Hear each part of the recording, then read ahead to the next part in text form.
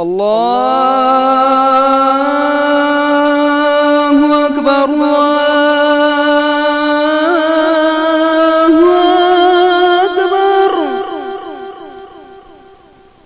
اللہ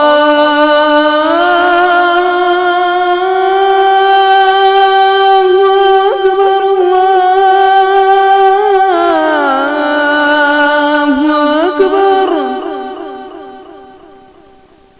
أشهد أن لا إله إلا الله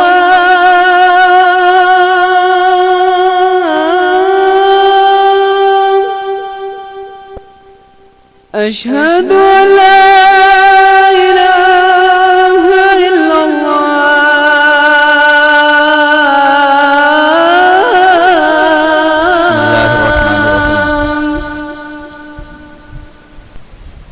قیام اللیل میں پڑھے گئے 17ویں پارے کا خلاصہ سماعت فرمائیں۔ پارے کی ابتدا سورہ انبیاء سے ہو رہی ہے، جس کی پہلی آیت ہے اقترب للناس حسابهم وهم في غفلة معرضون۔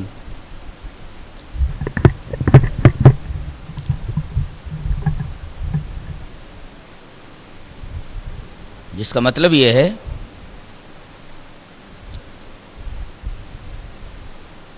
کہ قیامت اور حساب و کتاب کا وقت بہت ہی قریب آ چکا ہے،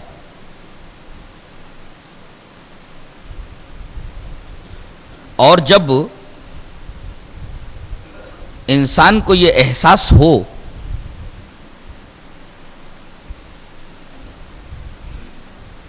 کہ میری زندگی کا حساب و کتاب کوئی لینے والا ہے، اور اس حساب و کتاب کا وقت قریب آ گیا ہے، تو اگر عقل مند انسان ہے تو فوراً حساب و کتاب کی تیاری میں لگ جاتا ہے۔ یہاں انسان کی بدبختی بیان کی جا رہی ہے کہ قیامت کا وقت، اس کے حساب و کتاب کا وقت قریب آتا جا رہا ہے، اور وہ ہے کہ خواب خرگوش میں پڑا ہوا ہے، غفلت میں ہے، وہم فی غفلۃ، غفلت میں ہے، اور یہ غفلت طبعی اور اضطراری نہیں ہے، بلکہ معرضون کہہ کر کے اس بات کی طرف اشارہ کیا گیا کہ یہ انسان جس غفلت میں ہے وہ غفلت طبعی اور اضطراری نہیں بلکہ ارادی اور عقلی ہے۔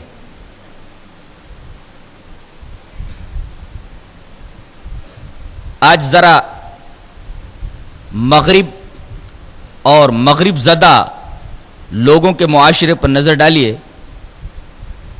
تو آپ کو معلوم ہوگا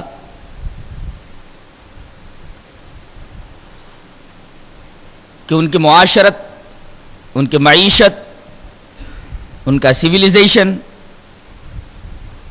ان کا تمدن انہیں غفلت میں ڈالے ہوئے ہے۔ انہیں سوچنے کا موقع ہی نہیں مل رہا ہے کہ قیامت کا وقت دھیرے دھیرے قریب آتا جا رہا ہے، حساب و کتاب کا دن قریب آتا جا رہا ہے، ہمیں غفلت میں نہیں رہنا چاہیے بلکہ حساب و کتاب کی تیاری کر لینی چاہیے۔ آگے فرمایا گیا لاہیتن قلوبہم، ان کے دل غافل ہیں۔ بڑی پیاری بات کہی گئی ہے۔ آدمی کے کان کسی بات کو سن رہے ہوں تو اس سے کوئی فائدہ نہیں، اگر کان سے گزر کر کے وہ بات انسان کے دل کی گہرائیوں میں نہ اترے۔ اس کان سے سنے اور دوسرے کان سے نکال دے، وہ بات دل کی گہرائیوں میں نہ اترے،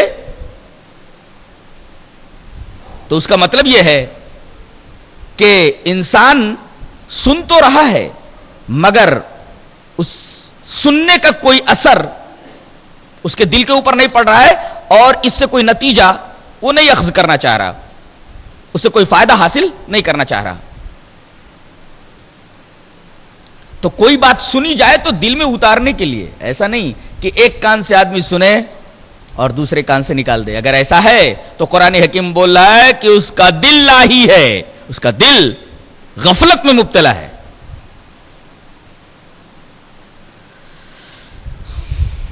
آگے تمام انبیاء کرام کے بشر ہونے پر دو دلیلیں دی جا رہی ہیں. پہلی دلیل نقلی ہے اور دوسری دلیل عقلی ہے. دلیل نقلی کیا ہے؟ وما ارسلنا قبلک الا رجالا نوحی الیہم فاسألوا اہل الذکر ان کنتم لا تعلمون, کہ ہم نے آپ سے پہلے جتنے رسولوں کو بھیجا سب کے سب مرد تھے, سب کے سب انسان تھے. دو باتیں معلوم ہوئی, ایک تو یہ کہ کوئی عورت نبی یا نہیں گزری, رجال کا لفظ آیا, اور دوسرے جتنے بھی انبیاء آئے سب کے سب بشر تھے, انسان تھے, وہ ہیومن تھے, سپر ہیومن نہیں تھے. ہمیشہ سے یہ انسان کی فطرت رہی ہے, طبیعت رہی ہے کہ وہ نبیوں کو سپر ہیومن دیکھنا چاہتا ہے.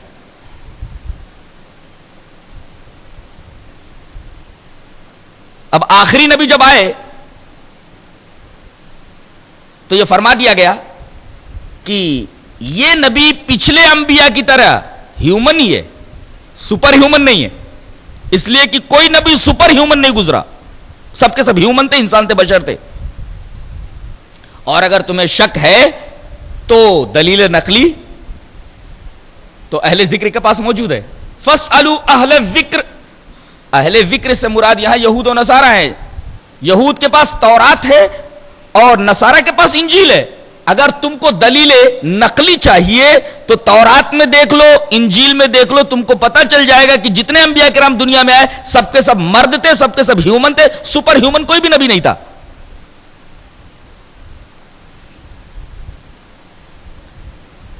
یہ تمام انبیاء کرام کے بشر ہونے کی دلیل نقلی دی گئی. بعض لوگوں نے اس آیت کریمہ سے تقلید کو ثابت کرنا چاہا ہے, حالانکہ اس آیت کریمہ سے تقلید کا کوئی تعلق ہی نہیں ہے. اس لیے کہ تقلید کہتے ہیں کسی معین شخص اور اس کی طرف منسوب فقہ کو تسلیم کیا جائے, اس پر عمل کیا جائے. دوسری بات یہ کہ اس شخص کی بات بلا دلیل مان لی جائے. اب غور کیجئے, یہاں ہے اہل ذکر سے پوچھ لیجئے. اہل ذکر سے مراد یہود کے تمام علماء اور نصارہ کے تمام علماء. یہاں تقلید شخصی کا اس بات نہیں بلکہ تقلید شخصی کی تردید موجود ہے. تقلید کسے کہتے ہیں؟ کسی معین ایک شخص اور اس کی طرف منسوب فقہ کو مانا جائے. اور یہاں کوئی معین شخص ہے ہی نہیں. کسی بھی یہودی عالم سے, کسی بھی نصرانی عالم سے پوچھ لو. تو یہ آیت کریمہ تقلید کا اس بات نہیں کرتی بلکہ تقلید کی تردید کرتی ہے. اور دوسرے, تقلید میں امام کی بات, کسی ایک معین شخص کی بات بلا دلیل مانی جاتی ہے. اور اہل ذکر کے پاس, یہودیوں کے پاس تو تورات ہے, نصارہ کے پاس انجیل ہے, اور یہ دونوں آسمانی کتابیں ہیں. کہاں آسمانی کتابیں اور کہاں کسی انسان کی خود ساختہ فقہ. دونوں میں زمین اور آسمان کا فرق ہے.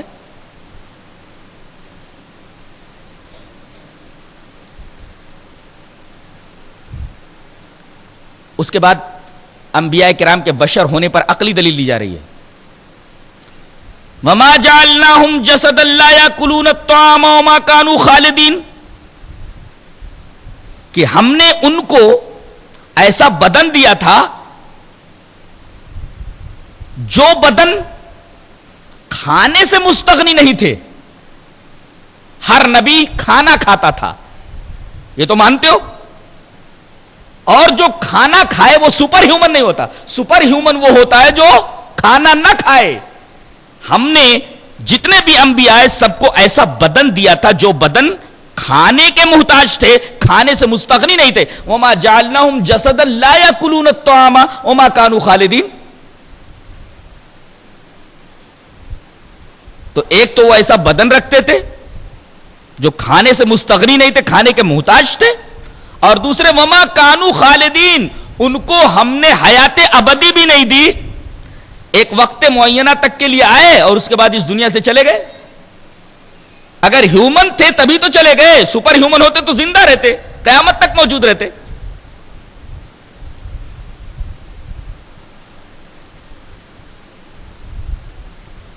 اس سے دو باتیں معلوم ہوئی، بلکہ دو باتوں کو اس آیت کریمہ سے اخذ کیا جا سکتا ہے. وہ یہ کہ حضرت خضر علیہ السلام اب اس وقت زندہ نہیں ہے، اس لیے کہ آیت کریمہ میں کیا کہا گیا؟ وَمَا جَعَلْنَاهُمْ جَسَدًا لَا يَأْكُلُونَ الطَّعَامَ. ہم نے ان کو ایسا بدن نہیں دیا جو کھانا نہ کھاتا ہو. ظاہر ہے کہ حضرت خضر کھانا کھاتے تھے، اس لیے کہ کھانا مانگا تھا دونوں نے، موسیٰ کے ساتھ خضر نے بھی، تو بھی کھانے سے محتاج نہیں تھے، کھانے سے بے نیاز نہیں تھے، مستغنی نہیں تھے، انسان تھے. وما کانوا خالدین، اور جو انسان ہوتا ہے وہ ہمیشہ نہیں رہتا. لہذا خضر ایک وقت متعین کے لیے اس دنیا میں رہے اور اس کے بعد اس دنیا سے چلے گئے. یہ حضرت خضر کی موت اور ان کے وفات کے اوپر ایک قطعی دلیل ہے. ایک سوال یہاں کیا جا سکتا ہے کہ اگر اللہ تعالی نے کسی نبی کو حیات ابدی نہیں دی تو حضرت عیسیٰ علیہ السلام کو کیوں زندہ آسمان پر اٹھا لیا گیا؟ ایک سوال ہے. جواب اس کا یہ ہے کہ اللہ تبارک و تعالی نے جتنے قوانین بنائے ہیں، کبھی کبھی کسی قانون سے کچھ استثنائیات بھی رکھتا ہے، کسی چیز کو مستثنا کر دیتا ہے، ایکسیپشن ہوتا ہے، جنرل رول سے ایکسیپشن کر دیتا ہے. مثلا میں نے بتایا تھا کہ آگ کا قانون ہے جلانا، پانی کا کام ہے پیاس بجھانا اور سیلان، لیکن اللہ تبارک و تعالی نے اسی آگ کو حضرت ابراہیم علیہ السلام کے لیے گل و گلزار بنا دیا. دیکھیے ایک جنرل رول سے ایکسیپشن ہے، ایک قاعدہ کلیہ سے استثناء ہے. اسی طریقے سے پانی کا کام ہے بہنا، لیکن حضرت موسیٰ علیہ السلام اور بنی اسرائیل کو نکلنے کے لیے اللہ تعالی نے دریا میں راستہ دے دیا اور پانی دونوں طرف پہاڑ کی طرح کھڑا ہو گیا. یہ جو پانی کا قانون ہے اس قانون سے ایک استثناء یہاں کر دیا گیا. ایسے ہی عام قانون اللہ تبارک و تعالیٰ کا یہ ہے کہ جو ہیومن ہوتے ہیں، انسان ہوتے ہیں، وہ ایک وقت متعین کے لیے آتے ہیں، اس کے بعد ہم انہیں موت دے دیتے ہیں. لیکن حضرت عیسیٰ علیہ السلام اس قانون سے مستثنا ہے، ایک جنرل رول سے، ایک طریقے کا ایکسیپشن ہے. ہم نے ان کو چوتھے آسمان پر اٹھا لیا اور وہ قرب قیامت میں آئیں گے، شادی کریں گے، بچے ہوں گے اور پھر ان کو طبعی موت آئے گی اور اسی دنیا میں وہ دفن کیے جائیں گے.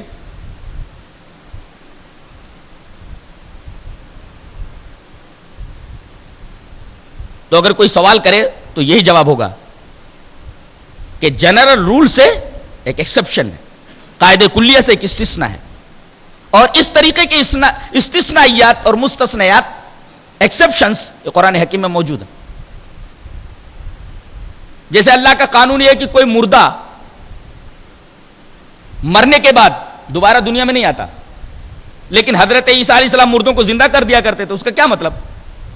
مردہ جو دنیا سے چلا گیا تھا دوبارہ دنیا میں آ گیا، یہی مطلب تو ہوا. یہ اللہ کے قانون سے کہ دنیا سے جو جاتا دنیا میں واپس نہیں آتا، اس جنرل رول سے، اس قاعدہ کلیہ سے استثناء کر دیا گیا. تو حضرت عیسیٰ علیہ السلام کا قیامت تک زندہ رہنا یہ در حقیقت اسی جنرل رول سے ایکسیپشن.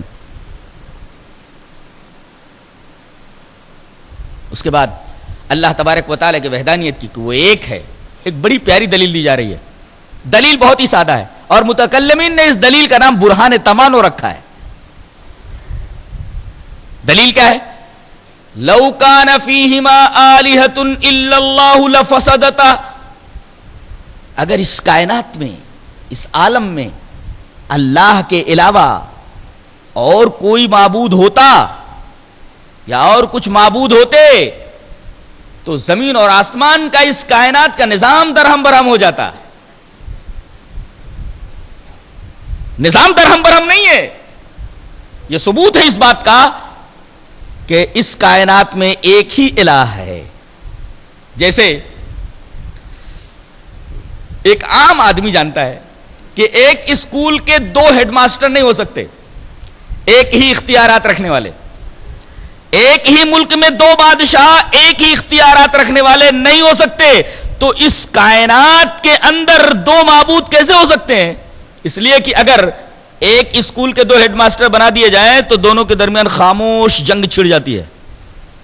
کسی ملک کے 2 بادشاہ بنا دیے جائیں تو ایک بادشاہ اپنی چلانے کی کوشش کرے گا، دوسرا بادشاہ اپنی چلانے کی کوشش کرے گا، نتیجہ حکومت کی تباہی.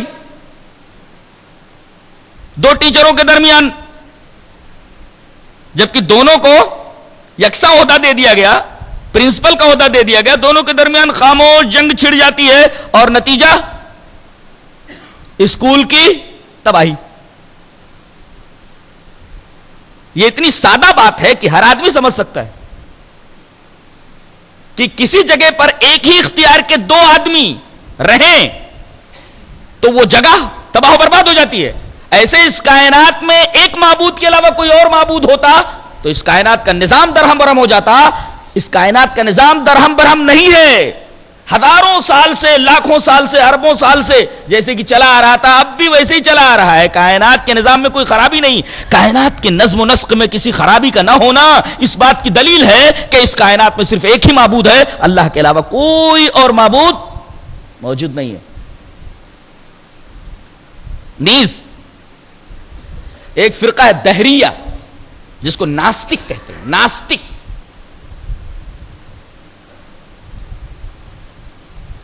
یہ اللہ کے وجود کا منکر ہوتا ہے. اس کا بھی رد ہو گیا. کیوں؟ اس لیے کہ اگر اس کارخانے کا، اس نظام کا کوئی چلانے والا نہ ہوتا تو کائنات میں اتنا نظم و نسق نہ ہوتا. کبھی نہ کبھی یہ نظم درہم برہم ہو جاتا. سورج اپنے وقت کے اوپر نکلتا ہے، اپنے وقت پر ڈوب جاتا ہے. چاند اپنے وقت پر نکلتا ہے، اپنے وقت کے اوپر ڈوب جاتا ہے. موسموں کے تغیرات جیسے پہلے تھے اب بھی، ان سب کے اندر یکسانیت، مونوٹونی، اس بات کی دلیل ہے کہ اس کارخانے قدرت کا کوئی نہ کوئی منتظم ضرور ہے. اس لیے کہ ایک عام بات ہے کہ اگر اثر موجود ہو تو مؤثر موجود، اگر نظم موجود ہو تو ناظم موجود، انتظام موجود ہو تو منتظم موجود، فعل موجود ہو تو فاعل موجود، مقتول موجود تو قاتل موجود. اب یہ جب کائنات نظم و نسق کے ساتھ موجود ہے تو اس کا مطلب اس کے پیچھے کوئی منتظم ضرور ہے. دہریوں کا بھی رد ہو گیا. اس کے بعد بتایا گیا کہ معبود کون ہوتا ہے. اس کسوٹی پر کس کر دیکھ لو. اگر اس کسوٹی پر کوئی پورا اترے تو اسے معبود کہا جا سکتا ہے. فرمایا گیا ام لہم آلہۃ من الارض ہم ینشرون، کیا زمین میں اور بھی بہت سارے معبود ہیں جو زندہ کرتے ہیں. گویا معبود کی ایک نمایاں صفت ہوتی ہے مردے کو زندہ کر دینا. ایک نمایاں صفت ہوتی ہے مردے کو زندہ کر دینا. اور کوئی شخص مردے کو زندہ اپنی طاقت سے نہیں کر سکا ہے. حضرت عیسیٰ بھی اللہ کے حکم سے کرتے تھے. اسی وجہ سے جہاں بھی ہے کہ حضرت عیسیٰ علیہ السلام نے مردے کو زندہ کر دیا تو وہاں بے اذنی کی قید ہے. ہر جگہ بے اذن اللہ، بے اذنی، میرے حکم سے، اللہ کے حکم سے. کہیں کوئی یہ نہ سمجھ لے کہ ان کے اندر کوئی مخصوص طاقت تھی جس طاقت کی بنیاد پر وہ مردوں کو زندہ کر دیتے. سب میرے حکم سے ہوتا تھا.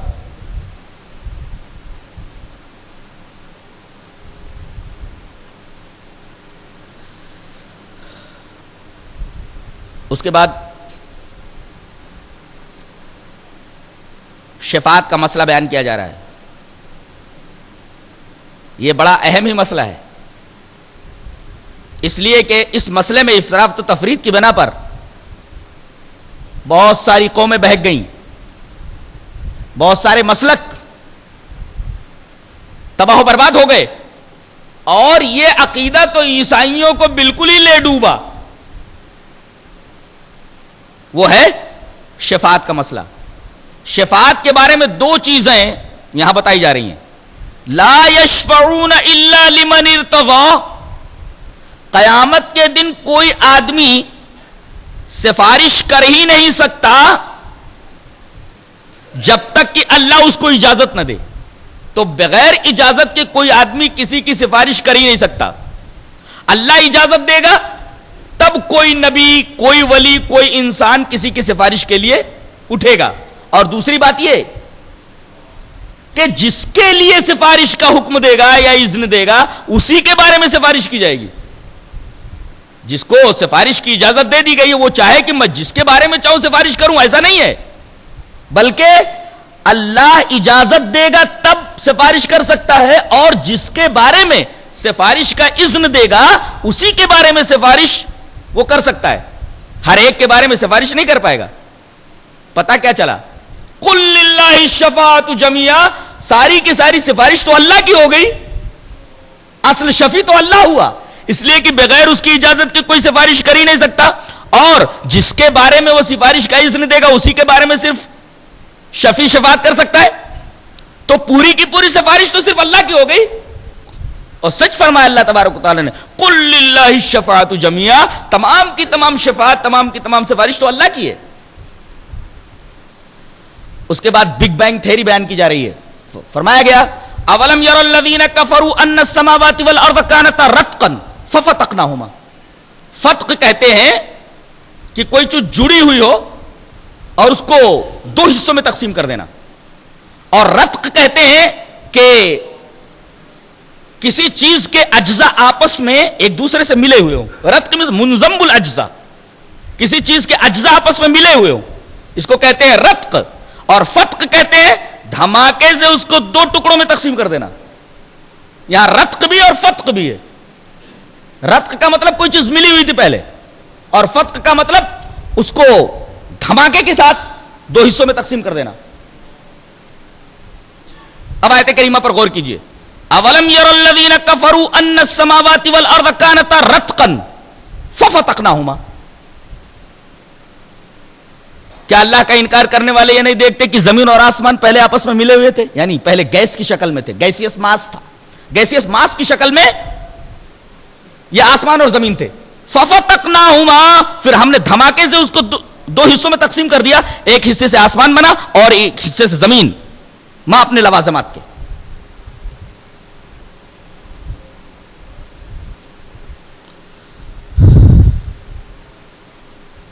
اس کے بعد حضرت ابراہیم علیہ السلام کا واقعہ بیان ہو رہا ہے کہ قوم کی عید کا دن آیا، کہا کہ ہمارے ساتھ چلیے عید منانے کے لیے، عیدگاہ چلیے۔ حضرت ابراہیم علیہ السلام نے انکار کر دیا، وہ سب عیدگاہ پہنچ گئے، انہوں نے کلہاڑا اٹھایا اور بت خانے میں گھس گئے، سارے بتوں کو توڑ کر کے وہ کلہاڑا بڑے بت کے گلے میں ڈال دیا۔ عیدگاہ سے جب سب لوگ واپس ہوئے دیکھا کہ پورے بت خانے کے بتوں کا حال خراب ہے، یہ کس نے کیا؟ یہ عقدہ نہیں کھل رہا تھا۔ ایک آدمی نے کہا کہ ایک لڑکے کو، ایک نوجوان کو، قالوا سمعنا فتى یذکر یقال له ابراہیم، ایک نوجوان کو ان بتوں کے بارے میں کچھ بولتے ہوئے سنا گیا، کہا کہ اس کو بلا کر کے لاؤ۔ قالوا فاتوا به على اعین الناس، لوگوں کے سامنے لاؤ۔ لائے گئے۔ قالوا انت فعلت هذا بآلهتنا یا ابراہیم، اے ابراہیم کیا تو نے ہمارے بتوں کے ساتھ یہ سب کچھ کیا ہے؟ حضرت نے فرمایا قال بل فعله کبیرهم، ان کے بڑے نے کیا ہے، ان کے بڑے نے کیا ہے۔ کیا مطلب؟ آپ نے نہیں فرمایا بت نے ایسا کیا ہے، وہ بڑا بت، ان کے بڑے نے کیا ہے۔ ایک طریقے سے یہ تعریض بھی ہے اور تعریض کے ساتھ ساتھ ایہام بھی ہے. ایہام کہتے ہیں انگریزی میں اس کو پن بولتے, PUN, پن, ایہام کرنا, یعنی کوئی ایسا لفظ بولنا کہ اس کے دو معنی نکلتے ہوں. تو ان کے بڑے نے توڑا, بہرحال انسان یعنی میں ان سے تو بڑا ہوں ہی, اور دوسرا مطلب یہ تھا کہ چھوٹے چھوٹے بت تو ٹوٹے پڑے ہیں, یہ بڑے کے گردن میں کلہا لٹک رہا ہے, یہ ان کا بڑا تھا اسی نے توڑا ہے. دو مطلب, یعنی جھوٹ نہیں ہے یہاں.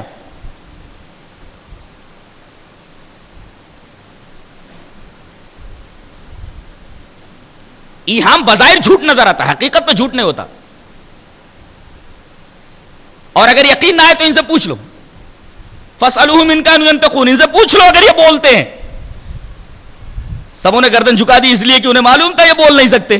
اب بتاؤ, جو بول نہ سکے, جو ہدایت نہ دے سکے, وہ معبود کیا ہو سکتا ہے؟ اللہ تبارک و تعالی نے معبود کے لیے دو باتوں کا ذکر فرمایا ہے 9ویں پارے کے اندر. سامری کے بچڑے کے لیے, سامری کے بچڑے کے لیے دو باتیں فرمائی, لا یکلمہم ولا یہدیہم سبیلا, نہ تو یہ لوگوں سے بات کر پاتا ہے اور نہ انہیں کسی راستے کی طرف ہدایت کر سکتا ہے. جو بول نہ سکے, جو کلام نہ کر سکے, جو ہدایت نہ دے سکے, وہ کہے کا معبود؟ تو یہ بول نہیں سکتے تو یہ معبود کیسے ہو سکتے؟ ایک طریقے سے بتوں کی آپ نے ان کی تعریض کی, اور دوسرے تلمیح کیا تاکہ جھوٹ نہ ہو, بلکہ ایہام کیا تاکہ جھوٹ نہ ہو. جیسے باپ نے دیکھا کہ کمرے میں بچے کھیل رہے تھے اور پھر یہاں سے باہر گئے ہیں.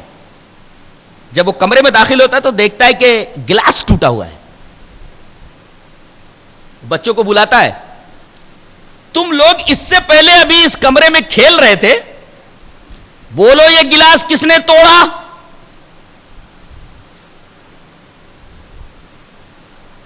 اب سارے بچے خاموش ہیں.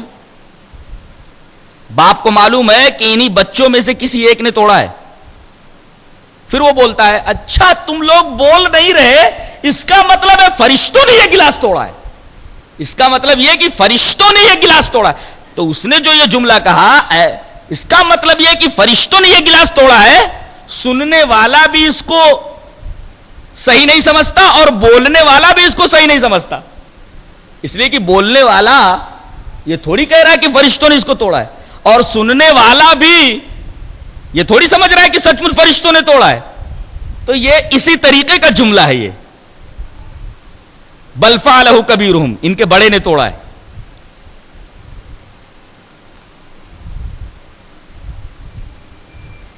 فوراً انہوں نے سر جھکا لیا اور آپس میں مشورہ کیا کہ اس کو جلا دیا جائے. ایک بڑی آگ جلائی گئی اور اس میں حضرت ابراہیم علیہ السلام کو پھینک دیا گیا. ادھر آگ میں وہ گرے, ادھر آگ کو حکم دے دیا گیا, قلنا یا نار کونی بردا وسلاما علی ابراہیم, اے آگ ابراہیم کے اوپر ٹھنڈی اور سلامتی والی ہو جا. یہ تھا حضرت ابراہیم علیہ السلام کا واقعہ. اس کے بعد دعاؤں کا ذکر ہو رہا ہے, جس سے یہ پتہ چلتا ہے کہ کسی نبی کو کوئی تکلیف ہوئی تو اس نے ڈائریکٹ اللہ تبارک و تعالی سے اس تکلیف کے بارے میں دعا کی. فرمایا گیا وَنُوحًا إِذْ نَادَى مِن قَبْلُ فَاسْتَجَبْنَا لَهُ فَنَجَّيْنَاهُ وَأَهْلَهُ مِنَ الْكَرْبِ الْعَظِيمِ. نوح نے جب ہم کو پکارا تو ہم نے ان کو اور ان کے اہل کو غم سے نجات دے دیا. دیکھو حضرت نوح کو تکلیف پہنچی تو انہوں نے ڈائریکٹ اللہ سے مانگا. آگے تذکرہ ہو رہا ہے وَأَيُّوبَ إِذْ نَادَى رَبَّهُ أَنِّي مَسَّنِيَ الضُّرُّ وَأَنْتَ أَرْحَمُ الرَّاحِمِينَ. اور حضرت ایوب نے پکارا اپنے رب کو کہ اے میرے رب, مجھے ایک بیماری لگ گئی ہے, اس بیماری کی وجہ سے میں بہت تکلیف میں ہوں, اور ارحم الراحمین ہے. فاستجبنا له فكشفنا ما به من ضر, اور ہم نے ان کی دعا سن لی اور وہ جس تکلیف میں مبتلا تھے ہم نے اس تکلیف کو ان سے دور کر دیا. نوح نے ڈائریکٹ اللہ سے دعا کی, اللہ تعالیٰ نے ان کو غم سے نجات دے دی, ان کے اہل کو غم سے نجات دے دی. حضرت ایوب علیہ السلام نے اپنی بیماری کے تعلق سے ڈائریکٹ اللہ تعالیٰ سے دعا کی. اللہ تبارک تعالیٰ نے فرمایا کہ ہم نے ان کی تکلیف کو دور کر دیا. یہ تکلیف کیسی تھی؟ قرآن حکیم میں اس کی صراحت نہیں ہے. ایسا لگتا ہے قرآن حکیم کے بیان سے کہ اللہ تعالیٰ نے ان کو مال سے نوازا تھا، دولت سے نوازا تھا، صحت سے نوازا تھا، اولاد سے نوازا تھا، ساری اولادیں مر گئیں، مال و دولت تباہ ہو گیا، صحت جو اللہ نے ان کو دی تھی وہ صحت بھی زائل ہو گئی، اور اس کی جگہ پر ایک بڑی بیماری نے ان کو آ گھیرا۔ حضرت ایوب علیہ السلام کے بارے میں جو ایک قصہ بیان کیا جاتا ہے کہ بدن میں کیڑے پڑ گئے تھے، اور یہاں تک کہ کوئی کیڑا گرتا تو پھر دوبارہ زخم میں اسے ڈال لیتے، یہ بہت ہی فضول بات ہے، اور اس کا ثبوت کسی مستند کتاب میں نہیں ملتا، اس لیے کہ نبی کو اس طریقے کا برا مرض ہو ہی نہیں سکتا۔ اللہ تبارک و تعالیٰ کسی نبی کو ایسے برے مرض میں مبتلا نہیں کرتا، اس لیے کہ نبی جو ہوتا ہے وہ لوگوں تک اللہ کا پیغام پہنچانے کے لیے آتا ہے۔ اگر اس کو ایسی بری بیماری دے دی جائے تو لوگ قریب کیسے آئیں گے؟ وہ تو بھاگیں گے۔ دعوت کا جو مقصد ہے، اور یہاں تک کہ بعثت کا جو مقصد ہے وہ فوت ہو جائے گا۔ بعثت کا مقصد کیا ہے؟ رسولوں کو بھیجنے کا مقصد کیا ہوتا ہے؟ کہ وہ امت کو صحیح بات پہنچائیں، اللہ تبارک و تعالیٰ کا پیغام پہنچائے۔ اب ایسا برا مرض ان کو دے دیا گیا کہ لوگ دیکھتے ہی گھن کھائیں تو وہ قریب کیسے آئیں گے، اور یہ دعوت کیسے پیش کرے گا؟ گویا کہ اس طریقے کا مرض بعثت انبیاء کے خلاف ہے۔ لہذا وہ ایک کہانی ہے، قصہ ہے کہ بدن سڑ گیا تھا، کوڑ ہو گیا تھا، اس میں کیڑے پڑ گئے تھے، وغیرہ وغیرہ، ان ساری باتوں کا ثبوت کسی صحیح حدیث سے ہے ہی نہیں، اور نہ قرآن میں اس طریقے کی کوئی بات۔ اس کے بعد حضرت یونس علیہ السلام کا تذکرہ ہو رہا ہے۔ یہ بغیر اللہ کے حکم کے بستی والوں سے ناراض ہو کر کے جہاں ان کو دعوت کے لیے بھیجا گیا تھا بھاگ نکلے، کشتی میں پہنچے تو کشتی غرق ہونے لگی۔ لوگوں نے کہا لگتا ہے کوئی بہت ہی برا آدمی اس کشتی میں سوار ہے۔ انہوں نے کہا کہ میں ہوں وہ برا آدمی۔ اللہ تبارک و تعالی کا حکم نہ پانے کے باوجود میں بستی سے بھاگ نکلا۔ میں اس غلام کی طرح ہوں جو اپنے آقا سے بھاگ نکلا ہے۔ بہرحال ان کو پانی میں ڈال دیا گیا، ایک مچھلی آئی اور ان کو نکل گئی۔ مچھلی کے پیٹ میں یہ دعا فرما رہے وَظَنُّونِ إِذْ ذَهَبَ مُغَاضِبًا فَظَنَّ أَن لَّن نَّقْدِرَ عَلَيْهِ فَنَادَىٰ فِي الظُّلُمَاتِ أَن لَّا إِلَٰهَ إِلَّا أَنتَ سُبْحَانَكَ إِنِّي كُنتُ مِنَ الظَّالِمِينَ۔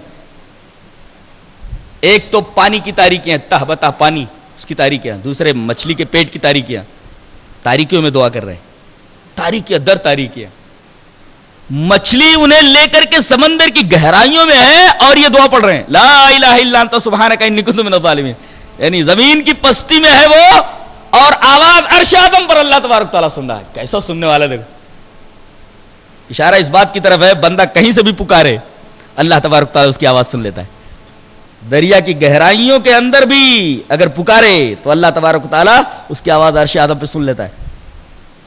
نبی کریم صلی اللہ علیہ وسلم کی حدیث موجود ہے کہ میرے بھائی مچھلی والے یعنی یونس علیہ السلام کی دعا اگر آدمی کسی مقصد کے لیے پڑھے خلوص دل کے ساتھ تو اللہ تبارک و تعالیٰ اس کو اس مقصد میں کامیابی عطا فرمائے گا۔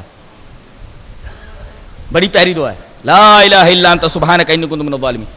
اللہ تبارک تعالیٰ نے فرمایا فاستجبنا له ونجیناہ من الغم، ہم نے ان کی دعا کو قبول کیا اور انہیں غم سے نجات دے دی۔ مچھلی کو حکم دیا ساحل پر انہیں اگل دے، مچھلی نے انہیں ساحل کے اوپر اگل دیا۔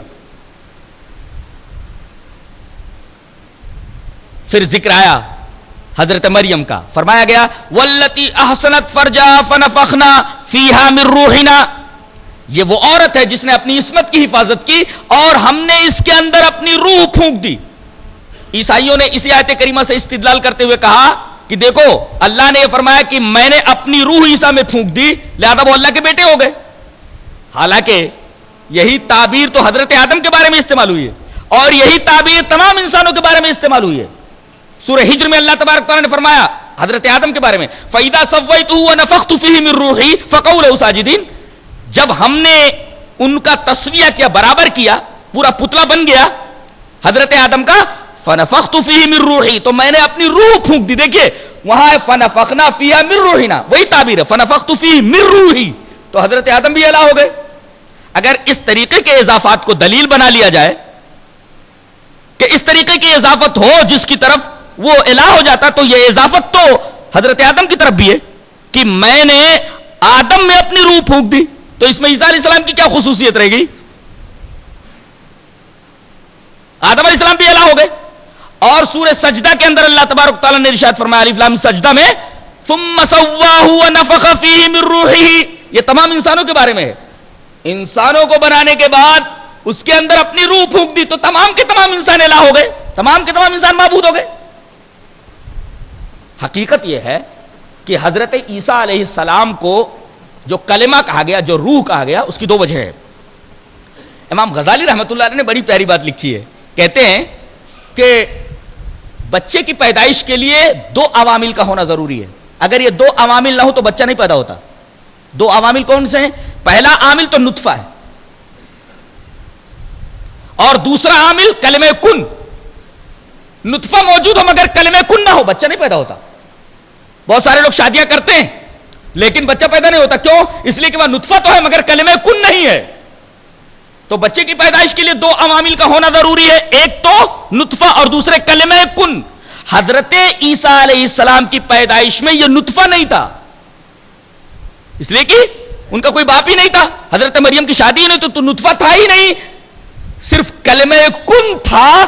اس وجہ سے حضرت عیسیٰ علیہ السلام کو کلمہ کہہ دیا گیا، اس لیے کہ دو عاملوں میں سے صرف ایک ہی عامل تھا، کلمہ. اس وجہ سے ان کو کلمۃ اللہ کہہ دیا گیا. سیدھا سا مسئلہ ہے. اور روح کیوں کہا گیا؟ دیکھو، روح اس وجہ سے کہا گیا کہ تمام انبیاء کرام کو طرح طرح کے معجزات دیے گئے تھے. حضرت عیسیٰ علیہ السلام کو عجیب و غریب معجزہ دیا گیا تھا، مردوں کو زندہ کر دینے کا، مادر زاد اندھے کو بینا کر دینے کا، کوڑھیوں کو اچھا کر دینے کا. مٹی کی چڑیا بناتے تھے، پھونک مارتے تھے، زندہ ہو کر کے اڑ جاتی تھی. بتائیے یہ کام کس چیز سے زیادہ مناسبت رکھتا ہے؟ روح سے مناسبت رکھتا ہے. یہ معجزہ ایسا دیا گیا تھا جس کی مناسبت روح سے بہت زیادہ تھی. جیسے آدمی کے بدن پر کوڑھ آ گیا، کیا مطلب ہے اس کا؟ بدن کی جلد مر گئی ہے، مر گئی ہے بدن کی جلد، خراب ہونا، مر جانا ہے. اور حضرت عیسیٰ علیہ السلام ٹچ کرتے تھے، کوڑھ اچھا ہو جاتا تھا. یعنی جو چمڑا اور گوشت مر گیا تھا، حضرت عیسیٰ علیہ السلام کے ٹچ کرنے سے وہ زندہ ہو گیا، اچھا ہو گیا. اب بتائیے، آنکھیں نہ ہوں، آدمی اندھا ہو تو اس کا کیا مطلب ہے؟ روح نہیں ہے آنکھ میں. ارے بھائی، آنکھ موجود ہو لیکن اس کے اندر روشنی نہ ہو، کیا کہیں گے آپ؟ آنکھ تو ہے مگر اس کے اندر روح نہیں ہے، یہی تو کہیں گے. اور حضرت عیسیٰ علیہ السلام جب ٹچ کرتے تھے تو اندھا دیکھنے لگتا تھا، یعنی آنکھوں میں روح آ جاتی تھی. لاش پڑی ہوئی ہے، کیوں؟ اس کو لاش کیوں کہا گیا؟ اس لیے کہ روح نکل گئی ہے. حضرت عیسیٰ علیہ السلام اس کو ٹچ کرتے تھے، اللہ کے حکم سے روح آ جاتی تھی، مردہ زندہ ہو جاتا تھا. غور کیجئے آپ ان تمام باتوں کے اوپر. اور ایک خاص بات جو قرآن حکیم کے 7ویں پارے میں ہے اس پر بھی غور کیجئے کہ مٹی کی چڑیا بناتے تھے. مٹی کی چڑیا مردہ ہے مٹی، اور پھونک مارتے تھے تو وہ زندہ ہو کر اڑ جاتی تھی. یہ صفت روح کی ہے.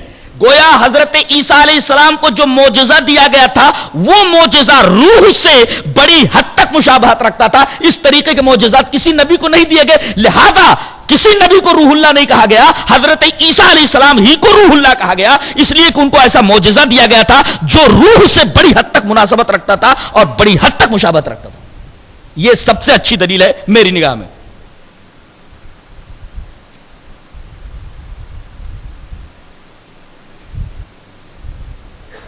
لہذا یہاں اس آیت کریمہ میں واللتی احسنت فرجہا فنفخنا فیہا من روحنا کے اندر فنفخنا فیہا من روحنا سے استدلال کرنا کہ حضرت عیسیٰ علیہ السلام سن آف گاڈ ہو گئے کہ اللہ تعالیٰ نے فرمایا میں نے ان کے اندر اپنی روح پھونک دی. تو یہی تعبیر تو آدم کے بارے میں اور یہی تعبیر تمام انسانوں کے بارے میں.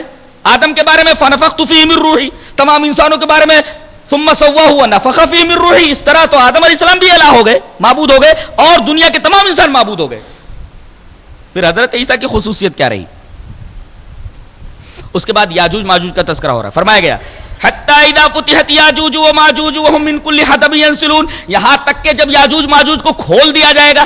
غور کیجئے لفظ فتح پر, فتح ہمارے کھول دینا, اس کا مطلب کہیں بند ہے. یہ ایک نقطہ اور نکلا اس سے کہ آج کسی ملک کا آدمی دوسرے ملک میں نہیں جا سکتا جب تک کہ فتح نہ ہو,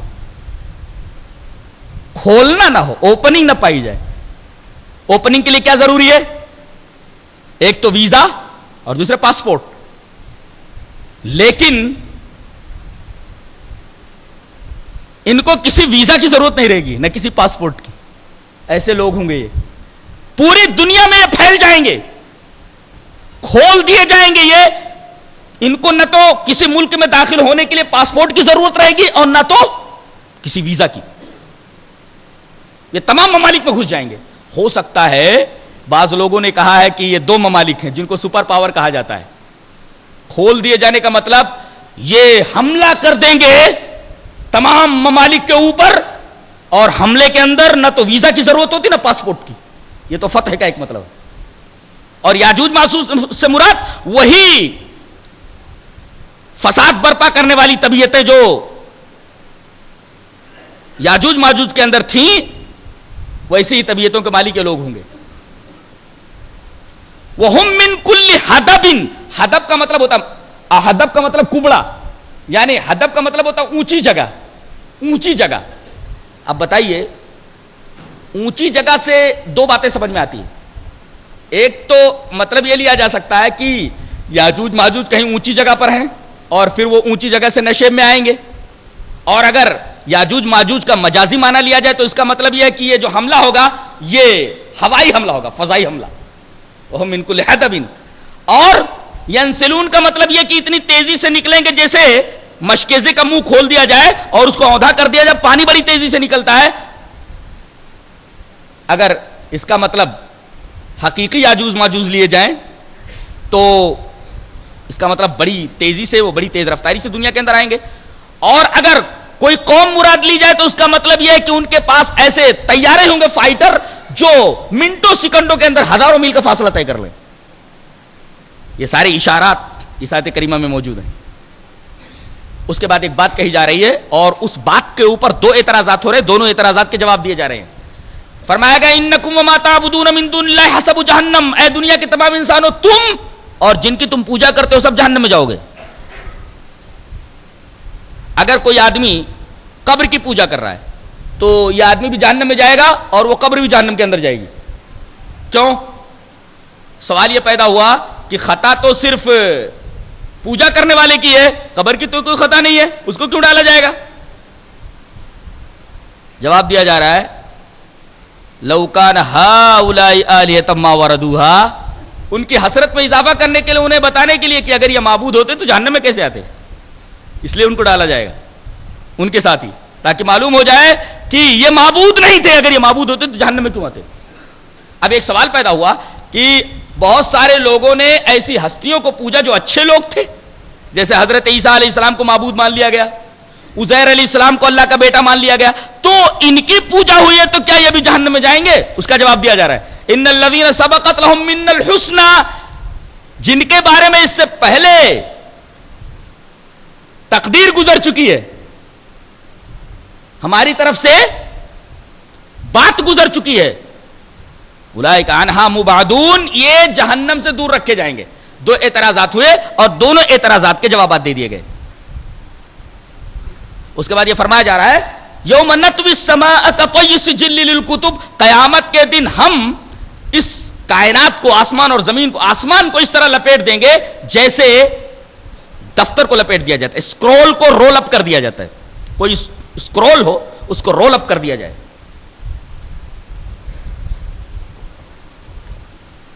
ذرا غور فرمائیے, آسمان میں کتنے سیارے ہیں؟ اس کا مطلب یہ ہے کہ ہر ایک سیارہ اپنے اپنے مدار میں, اپنے اپنے آربٹ میں گردش کر رہا ہے, اپنے اپنے آربٹ میں گردش کر رہا ہے.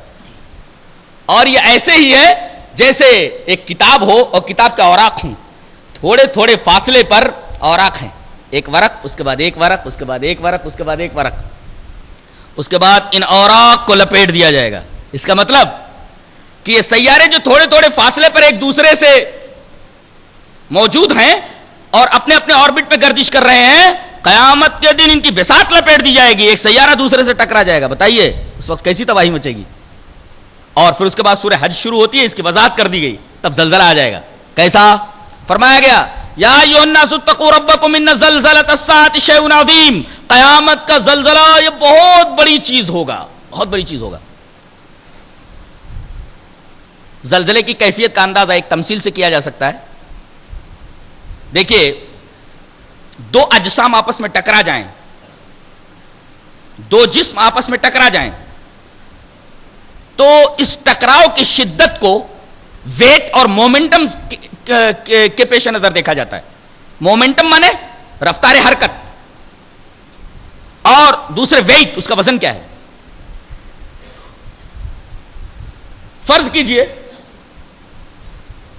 زمین بہت وزنی چیز ہے اور یہ بہت تیز رفتاری سے گھوم رہی ہے. دونوں باتیں، وزن کتنا ہے اس کا، زمین کا وزن کتنا معلوم ہے؟ 606 into 10 to the power of 31. Allah Akbar. Calculation کرو گے پریشان ہو جاؤ گے. کتنا ہے؟ 606 into 10 to the power of 31. Calculate کر لو.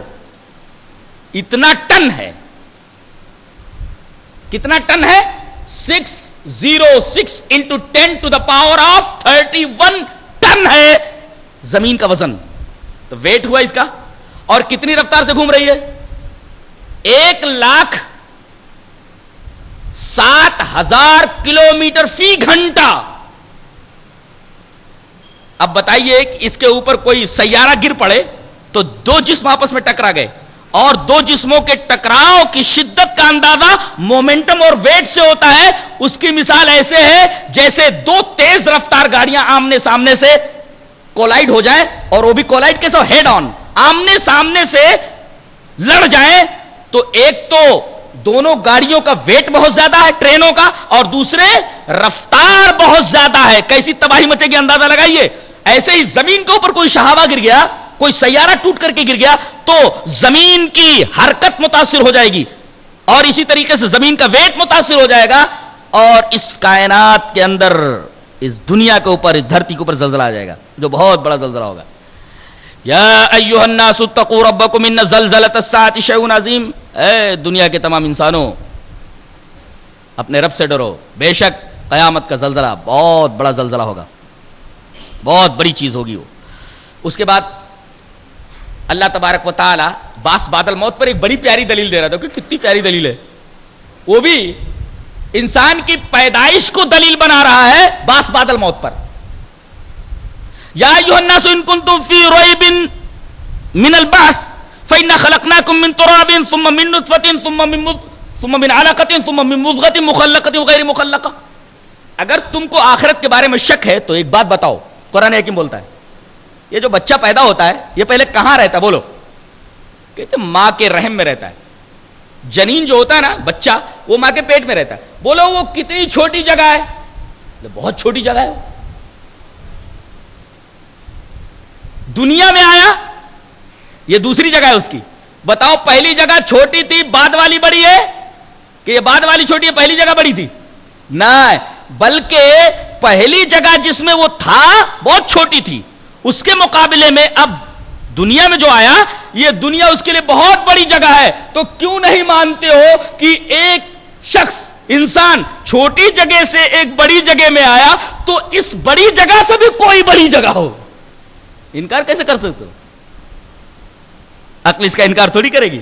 پہلے ایک چھوٹی جگہ میں تھا، اس سے بڑی جگہ میں آ گیا، اب اس سے بڑی جگہ میں نہیں جائے گا. اس کی کیا دلیل ہے تمہارے پاس؟ اور اس سے بڑی جگہ آخرت، جنت. یہ بڑی پیاری اور بڑی ہی شاندار دلیل دی گئی ہے باس بعد الموت کے اوپر.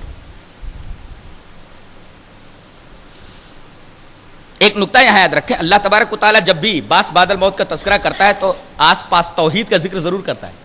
یعنی توحید کا قیامت کے ساتھ بڑا گہرا ربط ہے. اگر آدمی قیامت کو مانتا ہے مگر توحید کو نہیں مانتا تو قیامت کا عقیدہ بالکل بیکار ہے. کیوں؟ اس لیے کہ اگر آدمی کہتا ہے کہ بھئی ہاں ایک عدالت کا دن ہے, فیصلے کا دن ہے, مانتا ہے, مرنے کے بعد فیصلے کا ایک دن ہے, لیکن توحید کو نہیں مانتا. وہ کہتا ہے کہ ٹھیک ہے عدالت کا ایک دن ہے, فیصلے کا ایک دن ہے, لیکن شرکا تو موجود ہے نا, یہ اللہ سے لڑ جھگڑ کر کے بخشوا لیں گے. بتائیے اس عقیدے آخرت کا کیا نتیجہ نکلا؟ کوئی نتیجہ نکلا؟ کوئی نتیجہ نہیں نکلا. حالانکہ عقیدے آخرت کا نتیجہ یہ ہونا چاہیے کہ آدمی دنیا میں اپنے اعمال اچھے رکھے. اگر آدمی یہ کہے کہ ہاں ایک دن ہے عدالت کا, لیکن ساتھ ساتھ شرک میں مبتلا ہے کہ یہ جو ہمارے شرکا ہیں جن کے ہم پوجا پاٹ کر رہے ہیں, یہ قیامت کے دن ہم لوگ یہاں دنیا میں کتنے بھی گناہ کریں, یہ قیامت کے دن اللہ سے لڑ جھگڑ کر کے ہمیں بخشوا لیں گے. بتائیے عقیدہ آخرت کا کوئی نتیجہ نکلا؟ کوئی مطلب نکلا؟ انسانی زندگی پر اس کا کوئی اثر پڑا؟ بالکل نہیں. اس کا مطلب عقیدہ آخرت بغیر توحید کے بے معنی ہے.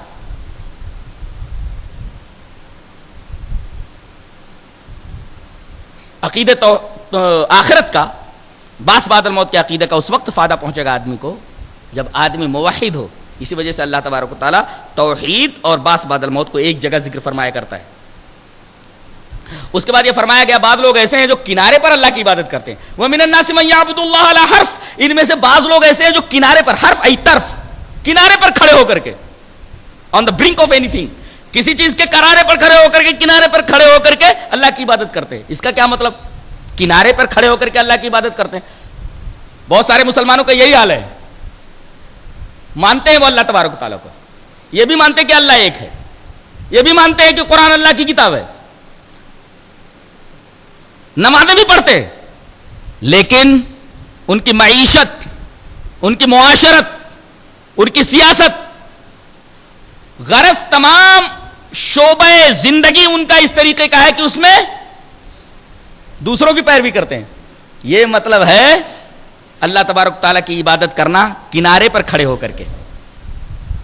سارے مسلمان اس آیت کریمہ کے مصداق ہیں الا ماشاء اللہ, کنارے پر کھڑے ہو کر کے اللہ کی عبادت کر رہے ہیں. قرآن کو بھی مانتے ہیں, اللہ کو بھی مانتے ہیں, آخرت کو بھی مانتے ہیں, لیکن معیشت میں, معاشرت میں, سیاست میں, قانون میں, غرض ہر شعبے زندگی کے اندر وہ شیطان کی اتباع کر رہے ہیں, شیطان کی پیروی کر رہے ہیں. اس کے بعد فرمایا گیا یہ اللہ کے علاوہ جن کو پکارتے ہیں, توحید کی ایک دلیل دی گئی, یدعو لمن ضرہ اقرب من نفعہ. کتنی پیاری دلیل ہے دیکھو کہ اللہ کے علاوہ لوگ جو دوسروں کی پوجا کر رہے ہیں, جانتے ہو نقصان نقد ہے, نفع ادھار ہے. اور ایسی حرکت ایک بے وقوف آدمی ہی کر سکتا ہے. نفع آدمی نقد لیتا ہے, کہتے ہیں 9 نقد نہ 13 ادھار. ارے بھائی 9 ہی دے دے, نقد دے دے, 13 ادھار نہیں چاہیے. نقد دے رہا ہے نا, 9 ہی روپیہ دے دے, ادھار نہیں چاہیے ہمیں 13. 9 نقد نہ 13 ادھار. لیکن یہاں مشرک کا معاملہ ایسا ہے کہ اس کا نقصان نقد ہے اور نفع موہوم ہے, نفع ادھار ہے. بولو کتنا بڑا بیوقوف ہوتا ہے مشرک. کیسے؟ اللہ تبارک و تعالی کو چھوڑ کر کے دوسرے سہارے اس نے بنا لیے. اللہ تبارک و تعالی نے منہ موڑ لیا اس سے, اس نے اللہ تعالی سے منہ موڑ لیا. اس کا جو حقیقی سہارا تھا وہ تو چھن گیا. نقصان نقد. اب یہ جو مذمومہ سہارے ہیں جن کے بارے میں اس نے گمان کیا کہ یہ سہارا بنیں گے, پتا نہیں یہ سہارا بنیں گے کہ نہیں بنیں گے. نفع موہوم ہے, نفع ادھار ہے. پتا نہیں جن کے اوپر انہوں نے آسرا کیا ہوا ہے قیامت کے دن یہ ان کے لیے کچھ کر پائیں گے کہ نہیں کر پائیں گے. نفع جو ہے ادھار ہے, اور یہاں اللہ تبارک و تعالیٰ سے منہ موڑ کر کے حقیقی سہارے کو تو چھوڑ ہی دیا انہوں نے. نقصان نقد ہے اور نفع ادھار ہے. اور کوئی بے وقوف تاجر ہی ایسا کر سکتا ہے کہ نفع جو ہے ادھار کر دے اور نقصان نقد لے لے. مشرک کا حال یہی ہوتا ہے, اس بے وقوف تاجر جیسا, جو نفع ادھار کر دے اور نقصان نقد کر دے. اس کے بعد یہ فرمایا گیا کہ لَن يَنَالَ اللَّهَ لُحُومُهَا وَلَا دِمَاؤُهَا وَلَكِنْ يَنَالُهُ التَّقْوَى مِنْكُمْ. تقویٰ کیا میں سمجھتے ہو؟ اللہ تبارک و تعالیٰ کو تمہاری قربانیوں کا خون نہیں پہنچتا, گوشت نہیں پہنچتا. حقیقت ہے, اس لیے کہ ہم یہ دیکھ رہے ہیں کہ خون زمین نے پی لیا, خون زمین پر گر گیا, زمین نے پی لیا, خون اللہ کو نہیں پہنچا. اور گوشت تمہارے پیٹ میں پہنچ گیا, گوشت تمہارے پیٹ میں پہنچ گیا, خون زمین میں پہنچ گیا, چمڑا جو تھا وہ فیکٹری میں سے جوتا بن کر کے تمہارے پیر میں آ گیا. سوال یہ ہے کہ پھر پہنچا اللہ کو کیا؟ فرمایا کہ وَلَٰكِنْ يَنَالُهُ التَّقْوَىٰ مِنْكُمْ, تمہارا جذبہ دل پہنچتا ہے, تقویٰ پہنچتا ہے. اگر تقویٰ نہ ہو تو قربانی کا کوئی مطلب ہی نہیں ہے, اس لیے کہ سب یہیں رہ جاتا ہے نا. جانے والی چیز اللہ کی طرف وہ تو تقویٰ ہے, وہ اگر نہ ہو تو قربانی کا کوئی مطلب ہی نہیں ہے. خون زمین نے پی لیا, گوشت تم نے کھا لیا, اور چمڑے کا جوتا بن گیا, ساری چیزیں تو یہی رہ گئی. پہنچا کیا؟ تقویٰ. اگر تقویٰ کی بنیاد پر قربانی نہیں ہو, قربانی نہیں ہوتی.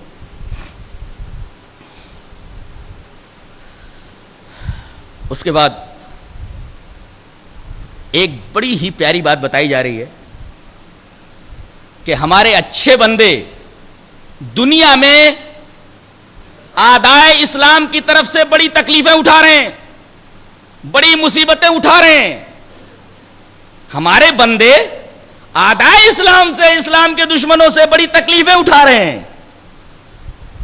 ہم اپنے ان بندوں سے بے خبر نہیں ہیں, ہماری پوری نگاہ ان کے اوپر ہے.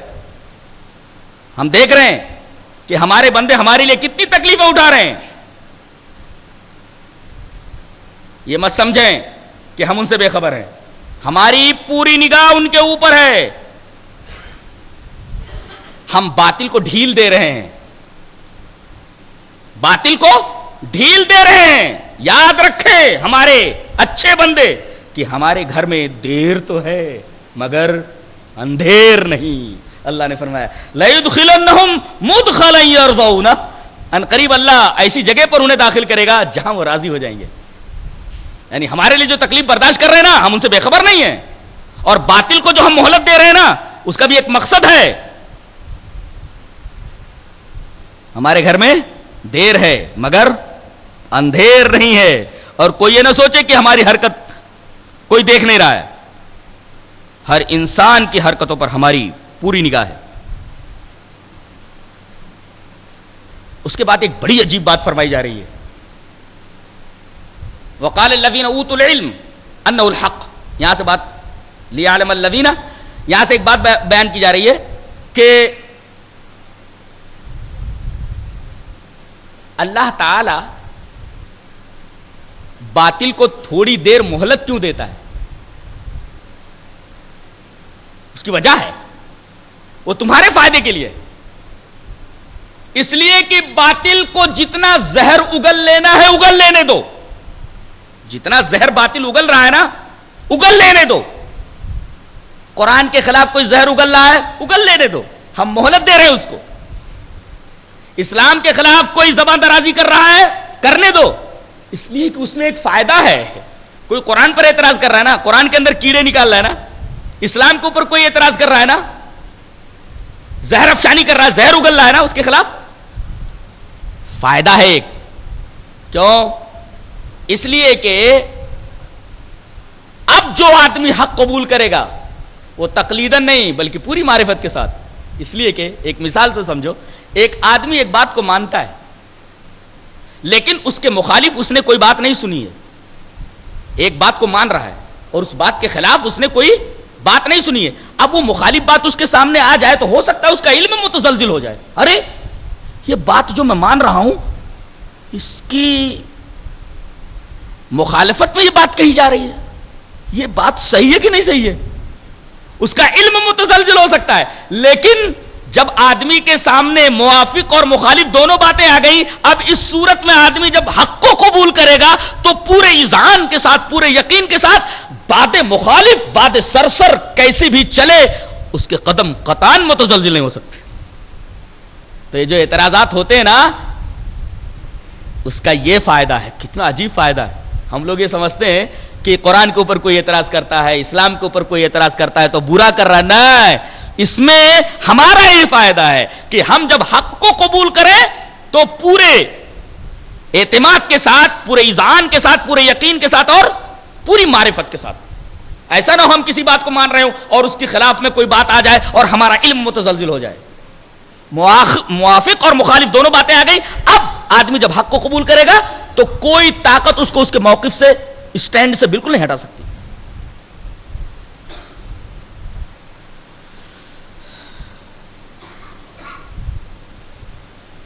اس کے بعد ایک بات کہی جا رہی ہے کہ مشرک کتنا عجیب ہوتا ہے. ذرا دیکھو جن کی یہ پوجا کرتا ہے وہ کتنے کمزور ہیں.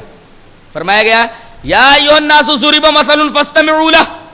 اے دنیا کے تمام انسانوں ایک مثال بیان کی جا رہی ہے, سنو. کیا؟ ان الذین تدعون من دون اللہ لن یخلقوا ذبابا ولو اجتمعوا له. کہ بے شک وہ لوگ جو اللہ کے علاوہ دوسروں کی پوجا کرتے ہیں یہ اپنے معبودوں کے پاس جو چڑھاوے رکھتے ہیں, اگر مکھی کوئی چڑھاوا وہاں سے اٹھا کر لے جائے تو یہ مکھی سے وہ چڑھاوا واپس نہیں لے سکتے. ضعف الطالب والمطلوب. طالب بھی کمزور ہے اور مطلوب بھی کمزور ہے. تو مطلوب ایسا ہونا چاہیے جو انتہائی قوی ہو, کمزور نہیں ہونا چاہیے مطلوب. اور وہ مطلوب ہم ہیں. ہمارا سہارا جس نے پکڑ لیا, ہم کو سہارا بنا لیا, کبھی کمزور نہیں رہ سکتا وہ. یہ تھا 17ویں پارے کا خلاصہ. اللہ تبارک و تعالی ہمیں نیک عمل اور اچھی سمجھ کی توفیق عطا فرمائے. وآخر دعوانا الحمدللہ رب العالمین.